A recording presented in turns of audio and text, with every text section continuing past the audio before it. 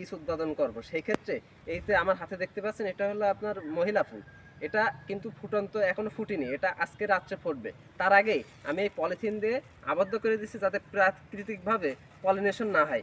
এই একইভাবে আমি আপনার পুরুষ ফুলও এইভাবে পলিথিন দিয়ে আবদ্ধ করে দেবো যাতে প্রাকৃতিকভাবে পলিনেশন না হয়। তারপরে আপনার রাত্রেবেলা আমি বা সন্ধ্যার পরপরই ফুলটা যখন পুরোপুরি ফুটে যাবে তখন আমি এই পলিথিন সরায়ে আমি আপনার পুরুষ ফুল দিয়ে মহিলা ফুলের ফুলটা ছোঁয়াই দেবো।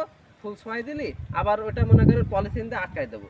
দেওয়ার পরে আপনার এইখানে একটা সুতা বেঁধে দেবো। সুতা বেঁধে দিলি আপনার এই পলিথিনের ভিতরে ফুলটা যখন সেট হয়ে যাবে তখন এই পলিথিন দিয়ে আমি সরাই দেবো। দিলি এটা আপনার লায়ের হাইব্রিড বীজ উৎপাদন হবে।